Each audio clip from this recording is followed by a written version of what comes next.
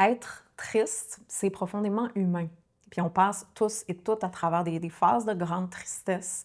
Parfois, c'est une tristesse qui est plus diffuse, mais qui est comme en arrière-plan toujours, mais on arrive à pouvoir continuer notre vie. Et pour certaines personnes, mais il y a aussi des périodes de dépression qui parfois perdurent, prennent toute la place, puis s'installent dans le temps. Et la tristesse, ça fait partie de la vie. Elle est nécessaire. Et la dépression aussi, ça va peut-être vous surprendre, mais elle a une fonction. Et le problème, c'est pas de les vivre momentanément, mais c'est d'y rester pris. Et donc, dans cette vidéo aussi, je vais parler de ce sujet-là qui est intime, qui est profondément humain, qui est universel, que l'on traverse généralement plus seul dans notre lit, puis parfois plus difficilement au grand jour. Quelle est notre relation à la tristesse? À quoi servent les phases de dépression? Et surtout, comment ne pas rester dans un état qui nous écrase depuis trop longtemps déjà? Déjà, là, pleurer, c'est naturel. C'est un processus physiologique. Lorsqu'on fait face, par exemple, à une émotion forte, une tristesse, une joie ou une colère, le cerveau va activer les glandes lacrymales pour produire les larmes. Donc, ça va être ce liquide-là qui a une fonction protectrice, puis qui en même temps qui permet de nettoyer l'œil, puis qui favorise, qui permet un relâchement tant physique que psychologique via notre système nerveux parasympathique. Et la tristesse apparaît pour différentes raisons. Souvent, quand on a vécu quelque chose, mais qui n'est pas en fait digéré, intégré, il y a quelque chose qui littéralement passe pas, comme une forme d'indigestion émotionnelle. Puis parfois, un trop-plein sans trop exactement savoir pourquoi. Elle apparaît, bien entendu, quand on vit une peine de cœur puis une immense déception. Mais aussi quand on reste coincé dans le passé, dans une période, dans une forme de nostalgie, parce qu'on n'a pas réactualisé notre vie présente, actuelle. Donc, il y a une partie de soi qui est restée figée là-bas. Puis on vit à ce moment-là une forme de deuil constant d'un temps, finalement, qui n'existe plus. Et puis, soyons honnêtes, là, la réalité de ce monde-ci dans lequel on vit n'est pas toujours facile à vivre. C'est un cas. Donc, c'est juste normal de se permettre d'avoir un moment pour simplement pleurer sur soi-même.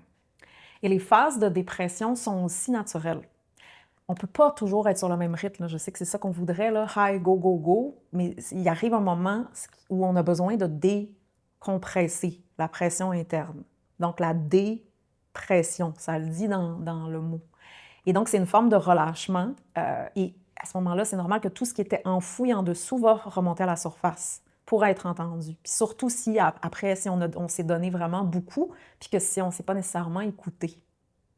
Et donc là, on a l'impression de sombrer dans la noirceur sans fin, mais c'est une forme de petite mort, puis c'est un laisser-aller qui est nécessaire et qui nous fait en fait quitter la surface. Puis cette surface-là où on a généralement tendance à maintenir un certain masque pour opérer dans le monde, pour arriver à pouvoir être plus honnête face à soi-même.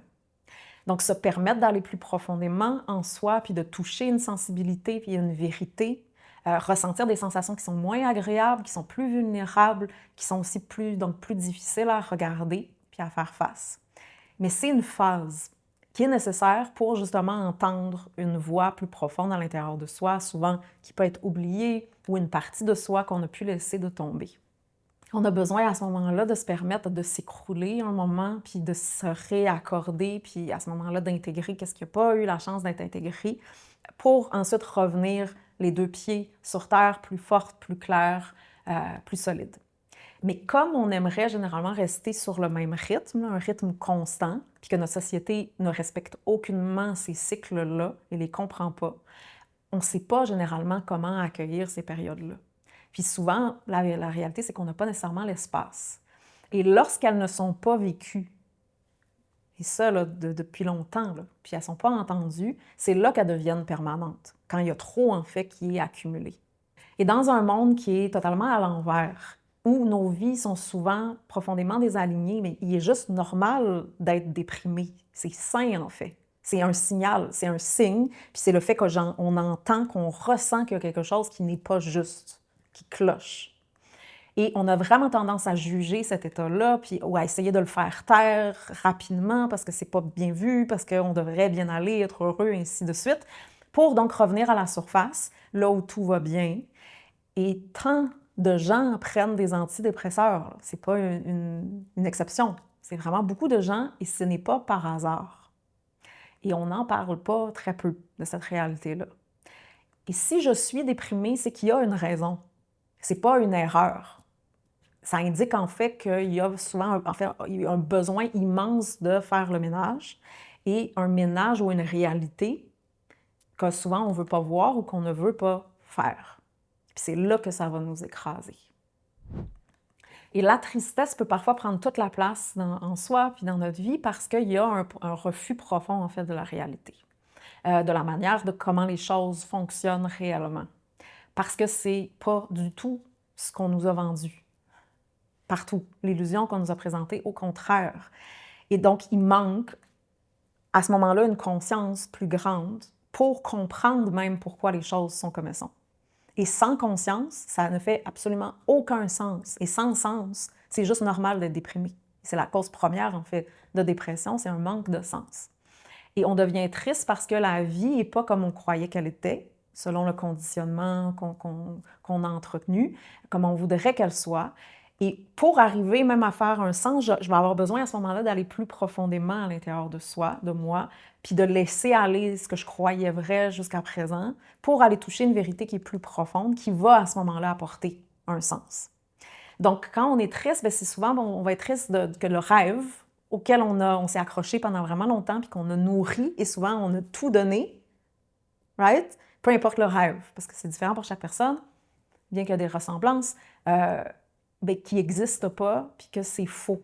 C'est une immense désillusion, que si je ne suis pas accompagnée, bien, c'est presque impossible de pouvoir passer au travers.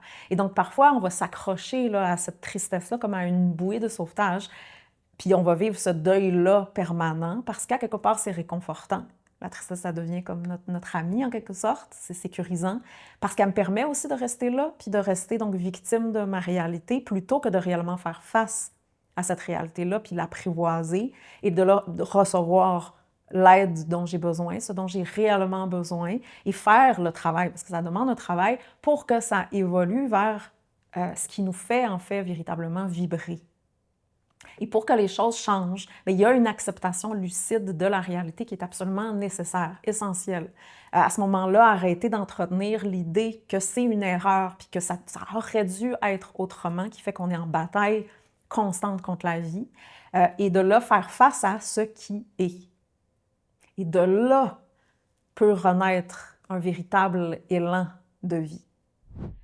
Donc, beaucoup de femmes, on est accro à la tristesse ou au fait de pleurer parce que c'est la façon dont notre système, qui est en surcharge, a appris à décharger, à relâcher. Et pleurer, comme je le disais, bien, c'est naturel, mais ça peut aussi devenir une protection puis une béquille dans le temps. Parce que c'est comme une forme de protection, ça protège en fait qu'est-ce qu'il y a en dessous. Par exemple, si je vis une immense colère ou une rage, puis qu'il y a raison d'être enragé quand notre vie est tout croche, bien, si je ressens cette rage-là, puis si j'arrive à la ressentir puis à la canaliser, c'est ça qui va me permettre de réellement faire bouger les choses puis que les choses avancent. Mais pleurer, c'est plus facile. Puis ça va permettre de relâcher instantanément, tout de suite. Donc, je n'ai pas à faire ce travail-là d'apprendre à ressentir, laisser circuler cette énergie-là qui est intense, mais ça fait aussi qu'il n'y aura pas d'élan dans ma vie.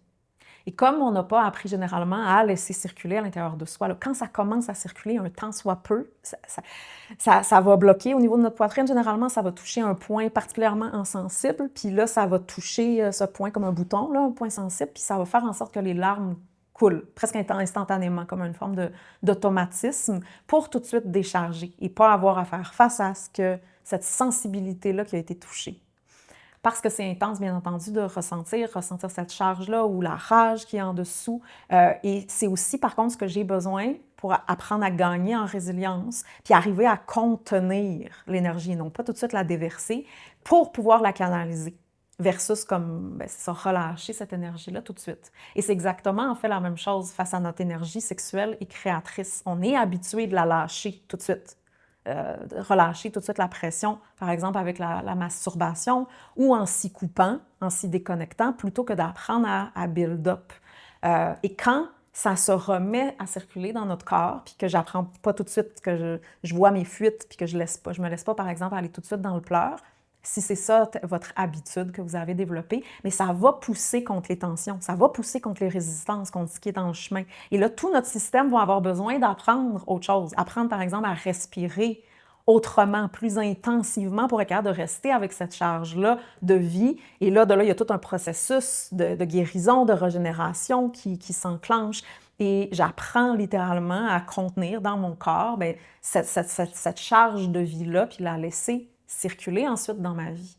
Et on s'entend si souvent, on a censuré ce qu'on vivait, ce qu'on ressentait véritablement. Là. Tellement de fois, on l'a jugé puis on l'a bloqué. Donc, c'est absolument essentiel, important de se permettre de le vivre, de le ressentir. Donc, pas de « Ah, mon Dieu, c'est mauvais de pleurer ». Non, c'est que non, j'ai besoin de le vivre là, sans censure, là. De pleurer toutes les larmes de mon corps en boule dans mon lit, de vivre cette tempête-là. Puis des tempêtes, on en passe à travers notre vie. On devient plus habile à passer à travers les tempêtes puis à remonter plus rapidement. Ça, c'est réel, à pouvoir intégrer plus rapidement puis retomber sur nos pattes.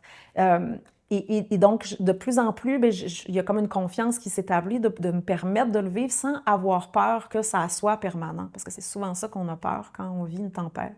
Et une fois la tempête passée, ensuite, j'en ressors plus forte, puis plus claire, puis plus solide. C'est réel. Et comme je disais, il y a une confiance qui se développe peu à peu de ces cycles-là. Je comprends que quand il y a une petite mort, je meurs, c'est pas tout qui meurt, là. Je vais en ressortir vivante. Donc, je me permets de descendre, je me permets d'avoir confiance, puis de vivre ces phases-là sans me laisser sombrer. Et qu'on ressort toujours de l'autre côté du tunnel. Et plus je me permets de vivre les phases de dépression consciemment, puis de tristesse assumée, plus je comprends pourquoi, l'intelligence derrière, puis pourquoi je le vis, puis à quel point c'est essentiel, plus c'est possible ensuite de revenir sur mes deux pieds. Et parce qu'on s'entend que c'est facile de rester là, et on n'est pas nécessairement outillé pour pas rester dans cet état-là extrême de dépression, mais j'ai besoin absolument d'apprendre à nourrir la vie au quotidien, de faire le choix encore et encore, à chaque jour, de nourrir la vie. Et si je ne nourris pas la vie puis que je reste juste dans mon lit, c'est sûr que ça va entretenir le même état d'esprit puis les choses ne vont pas changer. Donc, il y a un moment là, pour se laisser décompresser, puis après ça, il y a un moment pour faire « OK, je me lève puis je vais chercher l'aide puis je fais ce qui est nécessaire pour entretenir. » Donc, une fois que j'ai pleuré toutes les larmes de mon corps, là, soit je m'apitoie sur moi-même, je reste là puis je suis donc victime de ma situation, puis là, je reste juste dans une noirceur éternelle, infinie, mais qui est en fait déconnectée de la vérité. C'est pas la vérité, donc d'une vision plus grande qui me permet de voir, de prendre conscience. La conscience, là, c'est essentiel, puis à ce moment-là, de pouvoir prendre ma responsabilité face à ma vie. J'ai souvent été écrasée par le poids de la vie, puis j'ai aussi porté une immense résilience qui a fait que finalement, j'ai jamais lâché et que j'ai continué. Et prendre responsabilité pour sa vie, là, c'est un art. C'est quelque chose. Accepter ces phases-là de dépression, puiser, accepter que c'est un temps pour puiser plus profondément en soi, pas pour nourrir les mêmes cassettes over and over, pour puiser plus profondément en soi, toucher une vérité profonde pour mieux remonter.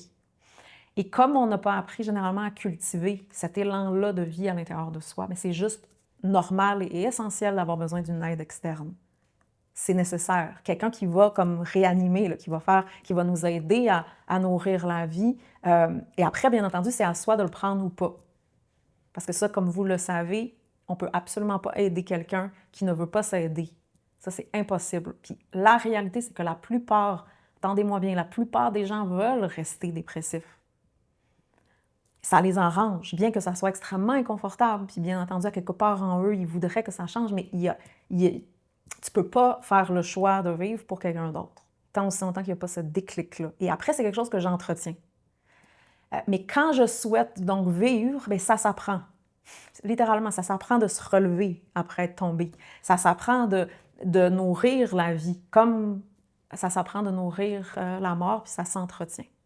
Donc, si vous vivez présentement une période qui est plus sombre, puis que vous souhaitez réellement là, passer à travers celle-ci, n'hésitez pas à me contacter. Ça va me faire grand plaisir de voir comment je peux vous aider. Si vous souhaitez comprendre cette tristesse-là que vous vivez, qu'est-ce qui n'est pas digéré à l'intérieur de vous, de l'entendre, d'où ça vient, parce que c'est souvent beaucoup plus profond que les histoires qu'on se raconte, là.